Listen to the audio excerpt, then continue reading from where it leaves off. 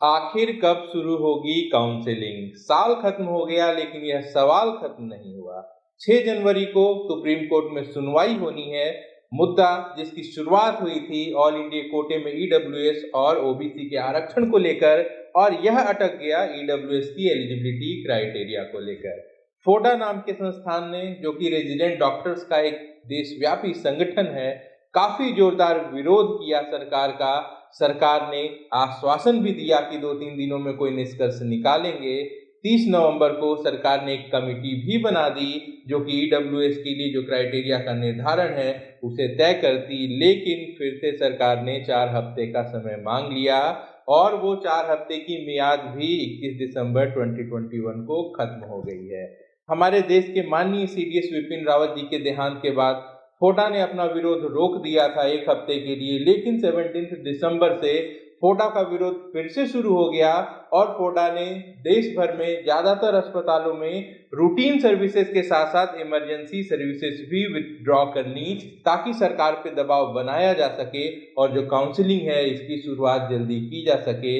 आम लोग जो है उन्हें इलाज के लिए काफी परेशानियों का सामना करना पड़ रहा है, लेकिन सरकार की तरफ से कोई भी सकारात्मक कदम अब तक देखने को नहीं मिला है।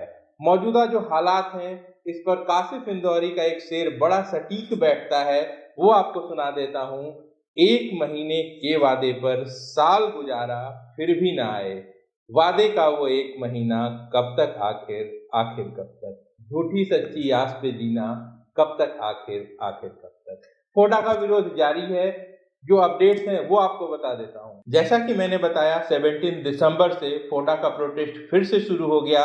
रूटीन सर्विसेज के साथ साथ इमरजेंसी सर्विसेज भी होल्ड पर हैं और देश भर के कई सारे राज्यों से फोडा को समर्थन मिल रहा है, यानी कि राज्य स्तर पे जो भी एसोसिएशन हैं रेजिडेंट डॉक्टर्स के, वो भी प्रोटेस्ट कर रहे हैं। 21 दिसंबर को और एक बहुत बड़ी बात हुई। रेजिडेंट डॉक्टर्स के सम्मान में जो सरकार ने कुछ कार्य किए थे, प्रतीकात्मक रूप से फोडा ने उस सम्मान को सरकार को वापस लौटा दिया। क्या थे ये सम्मान? जब कोविड का मुश्किल दौर गुजर रहा था उस समय इन डॉक्टर्स के प्रशंसा के लिए, इनका प्रोत्साहन देने के लिए और इनके सम्मान में तालियां और थालियां बजाई गई थीं, इन पर फूल बरसाए गए थे। प्रतीकात्मक रूप से इस सम्मान को इन डॉक्टर्स ने सरकार को वापस लौटा दिया।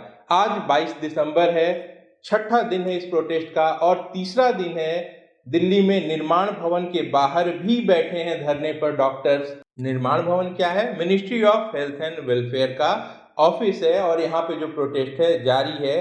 कल यानी कि 23 दिसंबर को और भी कई राज्यों के डॉक्टर्स यहाँ पहुंचेंगे और वो सरकार के खिलाफ अपना जो प्रोटेस्ट है वो जारी रखेंगे। 21 दिसंबर को एक चिट्ठी भी लिखी गई देश भर की जितनी पॉलिटिकल पार्टियां हैं उनसे भी फोडा ने अनुरोध किया है कि इस मुद्दे पे उनका सपोर्ट किया जाना चाहिए, क्योंकि उनकी मांग जो है वो जायज है। और आज 22 दिसंबर को शाम को दीप प्रज्वलन का भी कार्यक्रम है, दिए जलाए जाएंगे। सरकार का शांतिपूर्वक विरोध किया जा रहा है, लेकिन सरकार के आंखों पर यह भी कह सकते हैं कि चुनावी धुंध है, कानों में चुनावी शोर है, डॉक्टर्स की आवाज उन तक नहीं पहुंच रही है। हो सकता है ये दिए कुछ रोशनी पैदा करें और सरकार कुछ सकारात्मक कदम उठाए।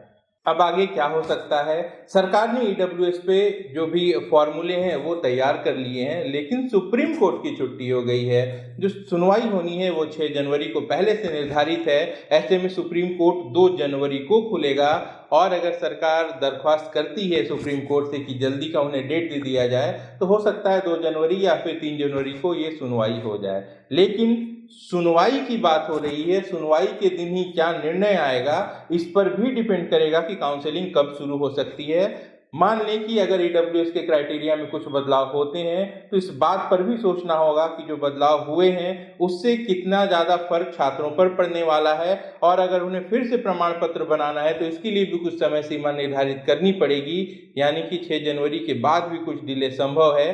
तो कुछ भी हो जाए, मुझे ऐसा लगता है कि जो काउंसलिंग है वो जनवरी के दूसरे हफ्ते से पहले शुरू नहीं हो पाएगी। नीट का एग्जाम हुए लगभग 4 महीने हो चुके हैं। सामान्य दिनों में नीट के एग्जाम के बाद 2.5 से 3 महीने में काउंसलिंग जो है वो खत्म हो जाती है। अगर मान लेते हैं कि जनवरी 2022 में काउंसलिंग शुरू होती है तो कम से कम 31 मार्च 2022 जो है वो एडमिशन का लास्ट डेट हो सकता है। इंतजार करने के अलावा कोई भी दूसरा विकल्प हमारे पास नहीं है, तो हमें और आपको सिर्फ और सिर्फ इंतजार करना है। कहते हैं हर एक बात के दो पहलू होते हैं, एक अच्छा तो दूसरा बुरा। यहाँ पे अगर बुरे पहलू की बात करें तो वो यह है कि यह जो देरी हुई है इसका नुकसान सबसे ज़्यादा आप स्टूडेंट्स को उठाना है। ऐसे स्टूडेंट जिन्हें एडमिशन नहीं मिल पाएगा उनके लिए समय का बहुत भारी नुकसान है, क्योंकि नेक्स्ट ईयर की प्रिपरेशन के लिए उन्हें काफ़ी कम वक्त मिलेगा। और ऐसे स्टूडेंट जिन्हें एडमिशन मिल भी जाता है उनके ऊपर पढ़ाई का प्रेशर बहुत ज़्यादा होगा, क्योंकि भले ही आपका एडमिशन 2022 में होता है लेकिन आपका जो एकेडमिक सेशन है वो तो 2021 ही रहेगा। साथ साथ जो गार्जियन हैं वो भी परेशान हैं। चलिए एक छोटा सा पॉजिटिव पहलू देख लेते हैं। आप और हम उस ऐतिहासिक समय का हिस्सा हैं जहां पर एक तरीके से देखा जाए तो अब तक की हिस्ट्री में पहली बार काउंसलिंग इतनी ज़्यादा डिले हुई है। तो यह बात आप और हम हमेशा याद रखेंगे कि एक दौर था जब कोविड की वजह से काउंसलिंग में इतनी ज़्यादा देरी हुई थी कि पूरा का पूरा साल ही पार हो गया था और काउंसलिंग शुरू नहीं हुई थी। 90,000 के तकरीबन सीट्स हैं जिन पर एडमिशन मिलना है। इनमें से 900 बच्चे भी खुशनसीब होंगे। कौन से 900 बच्चे? 9 नए मेडिकल कॉलेजेस खुले हैं उत्तर प्रदेश में। अगर चुनाव की बात करें तो उत्तर प्रदेश केंद्र होता है और कई सारी पॉलिटिकल बातें होती हैं जो रिलेटेड होती हैं।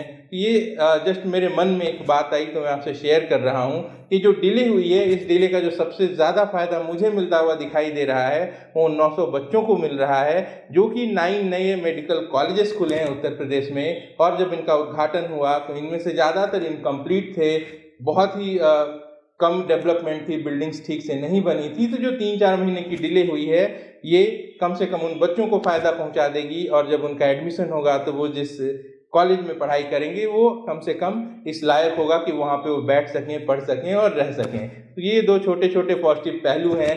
मैंने पहले भी कहा कि इंतज़ार के अलावा और कोई रास्ता नहीं है। ज़्यादातर वक्त जो है निकल गया है, कुछ ही दिनों में काउंसलिंग शुरू हो जाएगी। तो चलिए पॉजिटिव थॉट्स के साथ इंतज़ार करते हैं कि काउंसलिंग जल्दी शुरू हो और सब कुछ अच्छे से एडमिशन की प्रक्रिया हम और आप कंप्लीट कर पाएँ।